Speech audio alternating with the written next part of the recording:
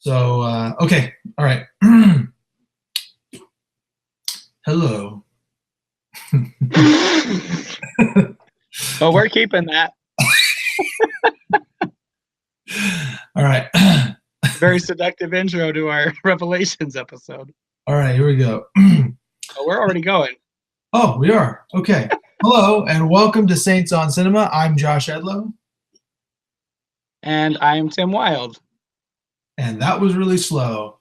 And here we are today talking about, this is our new Revelations episode. Right after recording our last Revelation on the Cobra Kai teaser trailer, the entire trailer was released, and we found out that there is a date for the Cobra Kai show on YouTube Red. It comes out May 2nd. So we decided we would go ahead and do this episode watching the full trailer. Friends of mine on Facebook have inundated me with different opinions about what we said, and they've told us, at least they've told me, that after I watch the trailer, maybe some of my concerns will be quelched. I don't know. Tim, you got some of the same, I assume? Yeah. So my brother said, hey, as soon as he watched our Revelations episode, he's like, you really need to watch the new trailer. And I said, we will. We got to watch it and watch it together so we can, unify our concerns or relief from what we are experiencing or what we are exposed to. So I don't know. We'll see if it clarifies more, but I don't know if it's going to necessarily redeem the whole thing. We'll see. But we're going to watch it right now. All right. Sounds good. So let's watch it. Cobra Kai never dies. Say it. Cobra Kai, say it. Cobra Kai never dies. Strike first, strike hard, no mercy, sir. I can't hear you.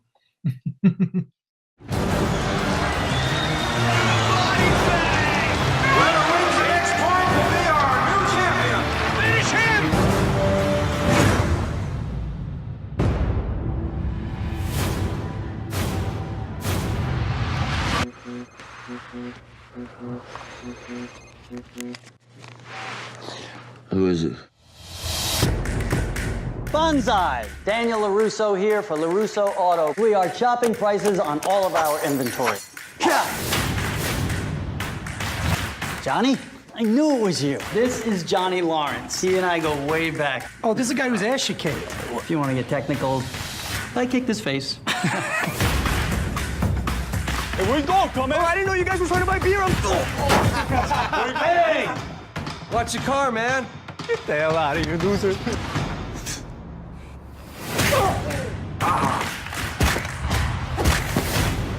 Was that like Taekwondo or something? It's karate. Do you think you could teach me? I'm driving home from work yesterday, and in this strip mall, I see...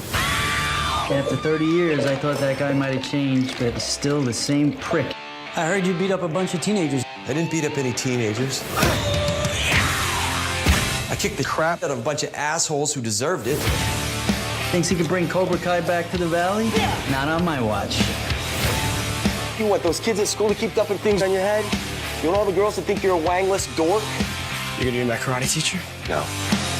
I'm gonna be your sensei.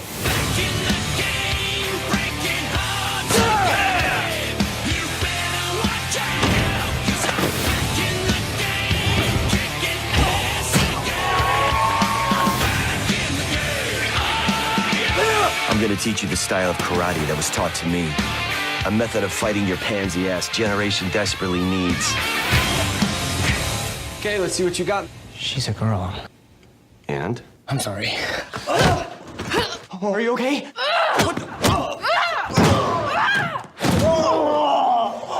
Girl's a natural cobra. Johnny, you and I, we aren't done.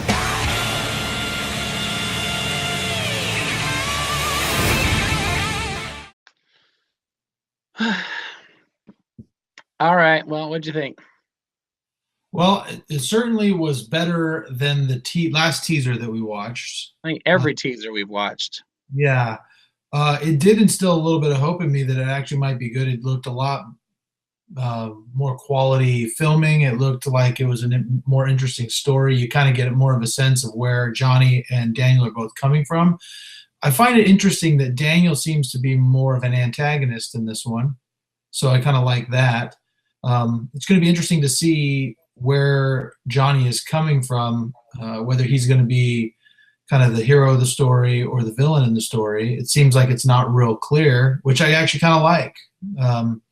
So what about you? What did you think? I think you're right. The cool thing about it is it seems like they're playing like both sides of the story, where it's not just, oh, this is Johnny's tale where we're like learning why he's where he's been and how he's coming back, his redemption. That was, as we were kind of speculating a little bit.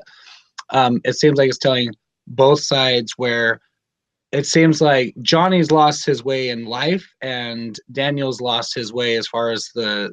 I'm still sticking by that. He's kind of seems like an arrogant little punk, especially where he's using karate, which is, you know, banking off of his fame from his tournament victory, you know, when he was in high school, where he's using that to sell cars. Now he's like punching in the commercial and stuff. Okay, that's fine, whatever. But he's not like, he's a little small town celebrity, and that's all he's got going. So he's lost kind of the sight of the purpose of karate and what Miyagi taught him. So I think he's lost sight of himself there, and Johnny's lost sight of himself in his life, where I think this is going to show the redemption of both of them together, where they're both overcoming that. I think obviously they both have differences with each other, but I think they're telling it in a perspective where the audience can really either relate to both or support both of them, and I like that. Well, yeah, that a lot of what you said, I kind of agree with. Well, I definitely agree with. I think in every way it gave some redemption to the teasers that we saw. It made me feel like there's hope that this could actually be a quality show. I find it interesting that the Daniel in this appears to be so much different than the Daniel we left in the third Karate Kid movie. I mean, if you look at Daniel, it's interesting because every single time it seems like he's making life decisions that aren't necessarily going to be entirely successful in life. Like, right, exactly. That's what I was saying from the beginning. Yeah. I mean, it seems like everything he's done, you know, he has his college education and he spends his college money to go to Okinawa, and then he gets his college money back, and then he spends it to open up a bonsai shop in a really bad part of town with Mr. Miyagi. And, right. I'm interested to find out how they bridge that gap, or if they even pay attention to that, because this seems like such a different Daniel LaRusso. I mean, the Daniel LaRusso we left he loved Mr. Miyagi. He was a very generally caring kid who wanted to do what's right. I mean, deep down, he always wanted to do what's right. And it seems like now he's kind of turned into, just like you said, a punk who is banking off of his fame and seems to be doing fairly well for himself. And I also find it interesting that it appears that Johnny Lawrence in this is kind of down on his luck, you know, waking up in a apartment drunk, versus Daniel, who's doing really well. It seems like they've kind of almost flipped their economic, social environments, where now Daniel's kind of the rich guy and Johnny is kind of the down living in an apartment guy.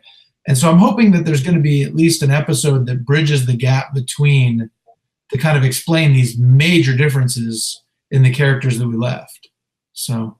Right. I mean, you're right, because in the first movie, Johnny was essentially, you know, this rich kid who was pretty much being arranged to marry Allie, you know, and their parents were setting it up and all in favor of it. Even Allie's parents were more in favor of Johnny, and they were in the same clubs and everything. And so now it's a completely inverted situation where he hasn't made it, and he's struggling, and he's drowning himself in life, and Daniel is apparently successful. And so they're coming to whatever this little crisis is, whatever reason that Johnny had to go into the dealership to talk to him. It doesn't seem like a full-on, like a confrontation necessarily. I'm trying to figure out. I can't wait to find out what's going on right there. It's obvious when Daniel goes to the dojo, he's going to tell Johnny, you can't do this. You can't open up the Cobra Kai. You have the wrong value. You're teaching these kids the wrong principles. And that's where the audience can be like, oh, I'm actually on board with what Johnny's teaching them, because he's teaching these kids to protect themselves, just like Daniel needed originally, even if it's the wrong values from karate perspective. But at the same time, what's Johnny going to talk to Daniel about, and why is he going in there seemingly, innocently, and then getting, harassed and teased by Daniel and his colleagues? I don't know. But I like the idea that I think we're going to be more in favor of Johnny than Daniel. I think that's going to be interesting too. And I also find it really interesting that I think now that I've seen this, we really are set up in a way to really pull for Johnny. If you look at it, he's taking a bunch of millennials who are already looked at in an older generation as a bunch of pansies who can't handle anything and are, always whining and want everything handed to them. And he's going to teach them the way of the Cobra Kai, which is what a lot of older generation probably thinks that they need. Right. That's a good point. Generation right now that needs a little bit of toughening up. So it'll be interesting to see how that plays into it as well. So I'm actually, this makes me a little bit more excited, a lot more excited to see it. I think it's going to be. Yeah, I agree. I think it'll go somewhere. We still haven't seen his daughter, whoever the LaRusso girl is. So I'm just wondering if she's going to witness something at school and trying to intervene, or something's going to get back to Daniel through her, that there's some problem, or they're going to harass her. I don't know. But I'm just wondering if that's going to be flipped as well. I don't know. It's going to be interesting though. I'm curious what her part is. She's in every episode. So there's the two students, his daughter, whoever, and then this other kid, and then Daniel and Johnny. So they're the ones that from IMDb that said are in all 10 episodes. So it'll be curious to see, or interesting to see. And I don't know if Daniel is going to be married. That'll be interesting too. I don't know. Another thing that I found interesting in this is I'm just really surprised that it appears to me like almost they're setting this up to be that the outcome of that tournament really changed their lives and spun their lives in different directions. And I just have a really hard time thinking that a high school karate tournament would do such a drastic thing for these two guys. I mean, I can understand. And they're celebrities. Like the people in town remember who they are. Like this karate tournament was like the biggest thing ever. Well, and the thing is this is not even. I mean, we're not even in a small town. It's not like Footloose where everybody knows each other. They're Right. in Southern California.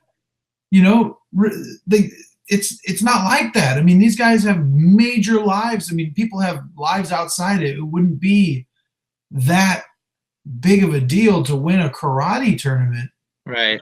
in the 80s, and then him being able to, it's not like he won the Heisman, you know what I mean? It's so that'll be really interesting to see how they play that off. I guess there's going to be a little bit of a suspension of unbelief, or a suspension of belief, to be able to believe that could take such a drastic turn. But then again, we don't know anything about what's happened in between those times, and so it'll be really interesting. And I didn't see any of the characters, but does John Kreese ever make an appearance in this?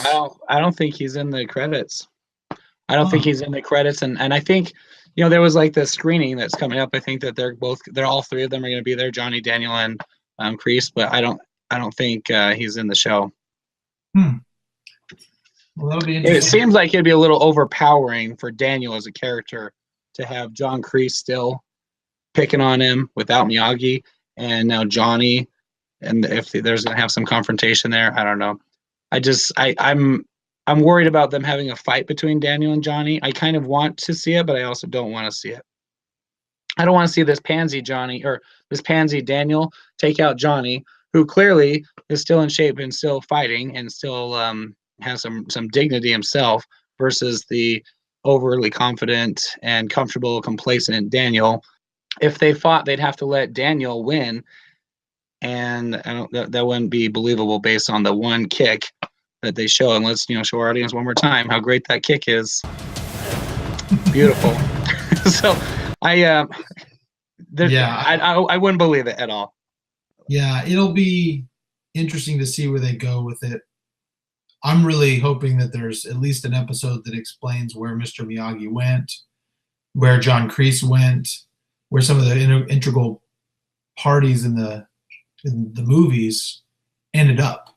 So we kind of have a sense of where everybody is and how they all got this way. So yeah.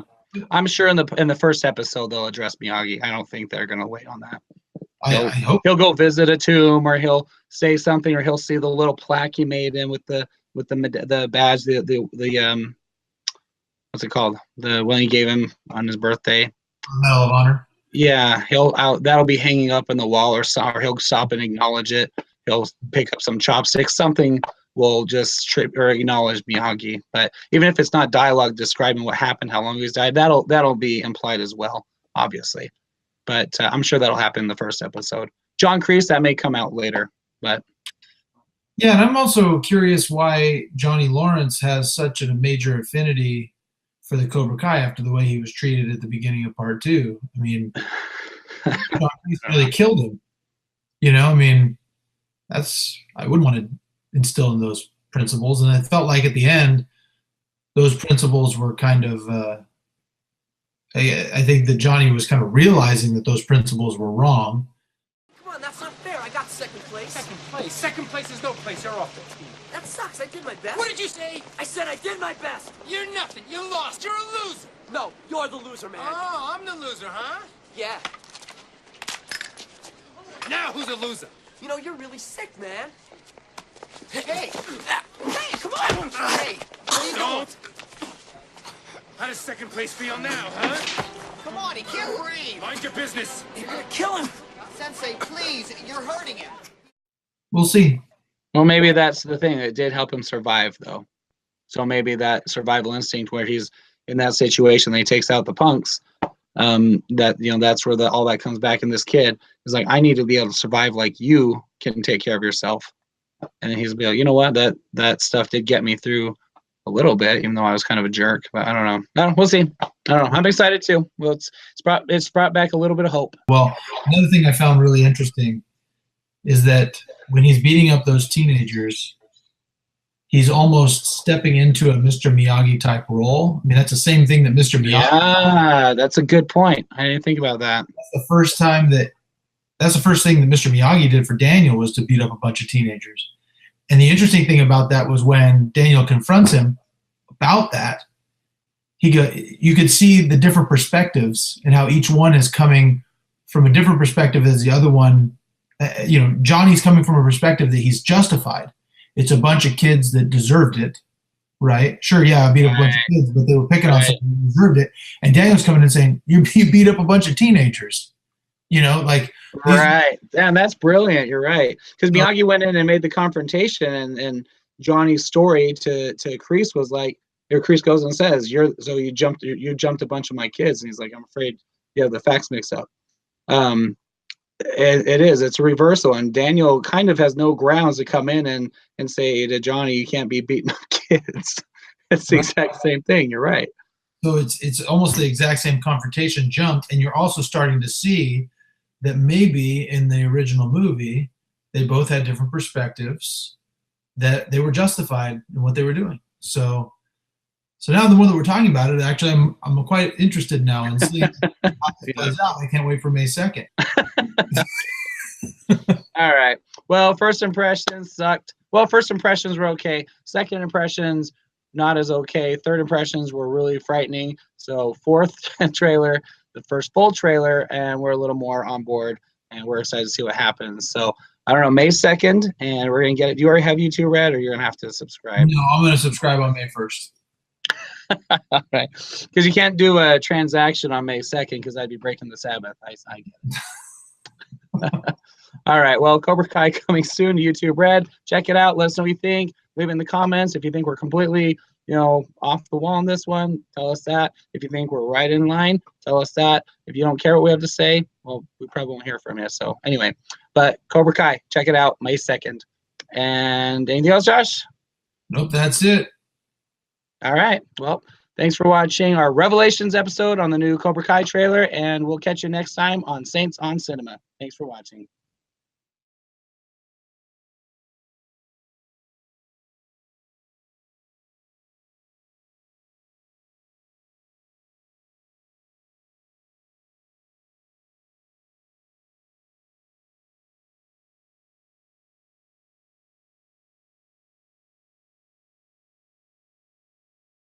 What? So this is going to be much easier now? Yeah. The only thing is I have to manually, if we're interacting a lot, I have to constantly be clicking, but it gives me control. Okay. So I can mute and cough and stuff, and it won't alert anything. So that's actually good. It'll be better this way. So Okay. let's try to do better at. Let's do the. I also believe that the Karate Kid sucks. Here's why I think it's gonna be bad. We just got to practice our whole missionaries turns to each other. If only I could just do.